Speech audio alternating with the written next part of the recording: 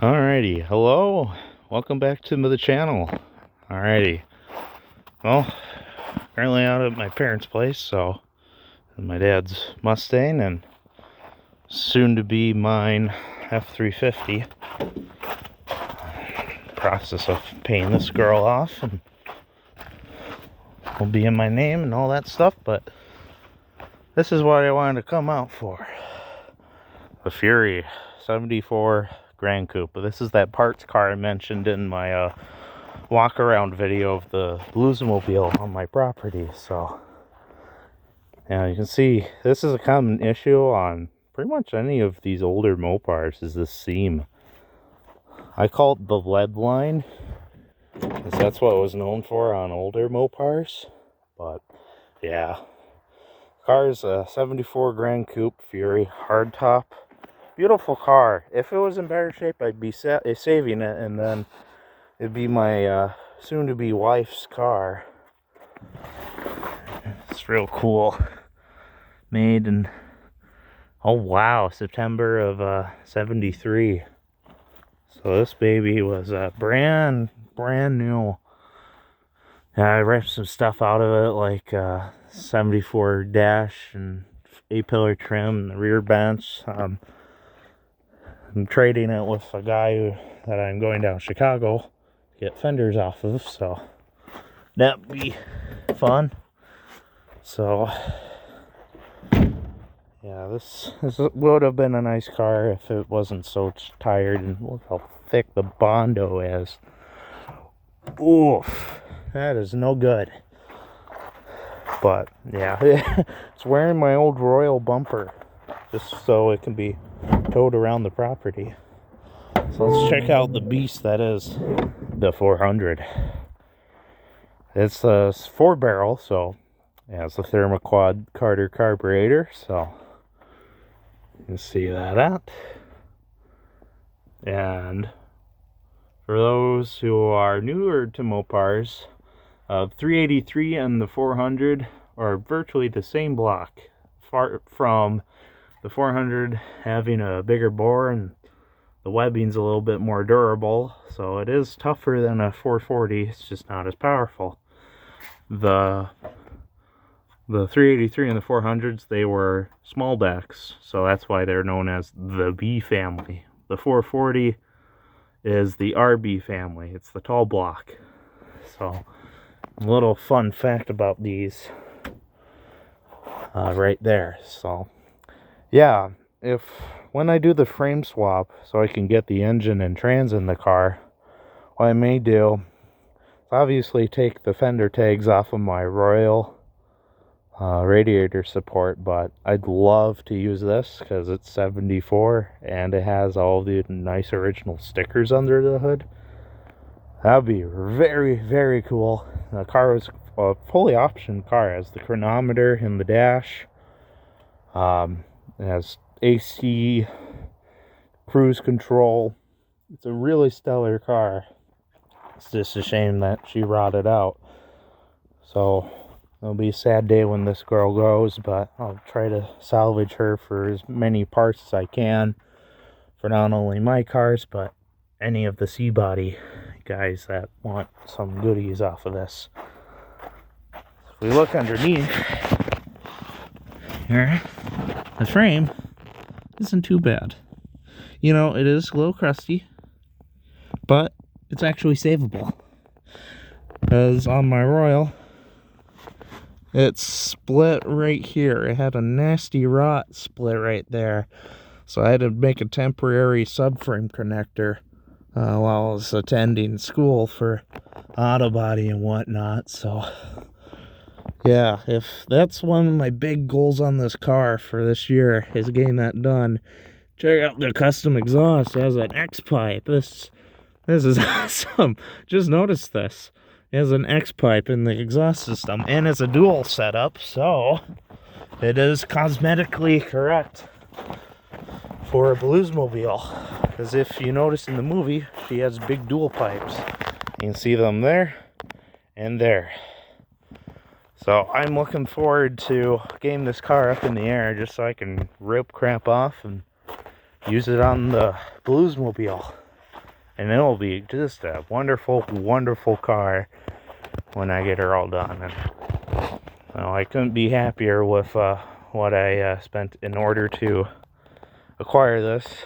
I paid no more than $1,800 for the car and the spare 74 front clip that's on my Bluesmobile at the moment.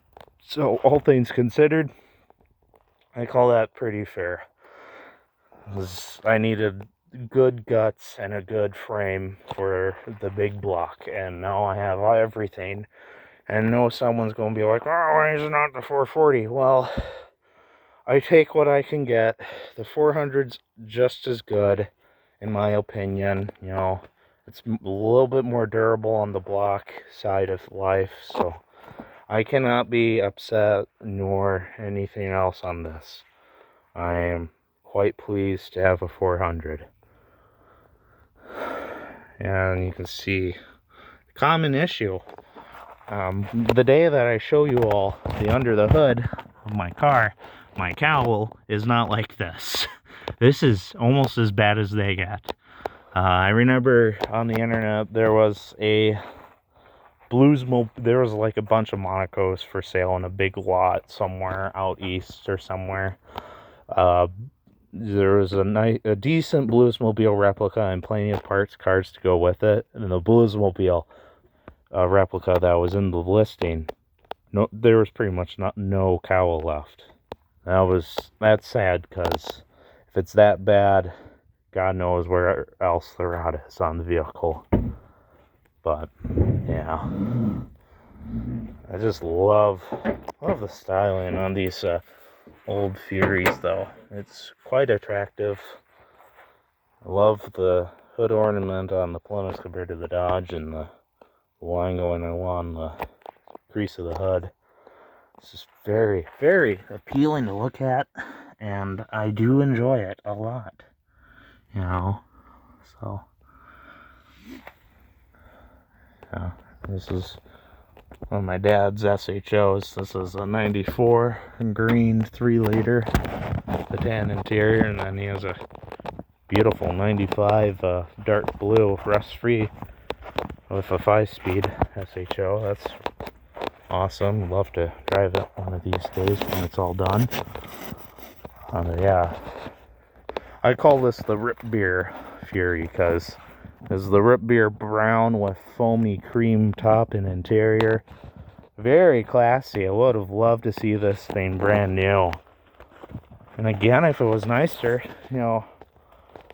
I would restore it, but it just needs so much. I'd have to get pretty much a whole new Gran Coupe in order to have a Rootbeer car to complement the Bluesmobile. Because in reality, I would have made this the Burton Mercer car, because I think his was like a old, like 72, 73 Polara. It was that dark brown sedan that pulled up in front of Elwood's hotel in downtown Chicago right before Carrie Fisher's character blew it up in the movie. I would have made this that car. Obviously a 2-door, but it would still complement the car regardless. Yeah, wherever this car is rotting, that's where the C bodies rot in general. It's a little saddening. It's even rusting through the door up here.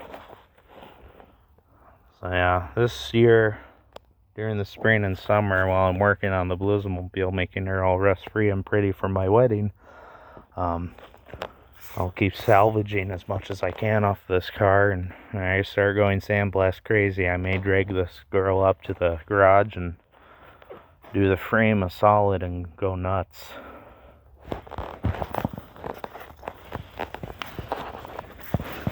Crawl underneath on this side. Yeah, this is cool. It's quite the exhaust system, though. Ooh-wee. Yeah, it's aggressive. I love it.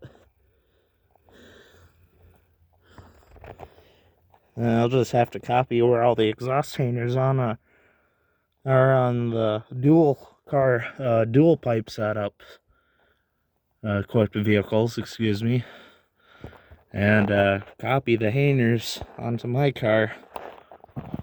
Play with the welder for a good weekend, just getting that done, and I can get the exhaust mounted when I do the swap. So right now I just have a stock 77 exhaust that I cobbled together during the, well, I had to slice and dice into the system in order to manipulate the exhaust to where I can get the heads off. Nothing was separating easily, and I had a weekend to do it, so I was like, nah, screw it. We're just gonna slice her and patch it with olive cans and soup cans with some hose clamps, and well, it still works this day, and damn good sound too. It sounds like the movie car with the Holly 750, which is a bit much for a small block, but to replace the Carter on the thermoquad, Carter thermoquad on the 400, it would be a perfect replacement. Love to use a thermoquad, but the Holly just makes better sense for me. To me, it's a little bit more durable than the thermoquad. I know they're sometimes hit or miss, despite them being a phenomenal unit for Mopars. But yeah, I just wanted to show you all the Fury, and pardon my bad English, you know.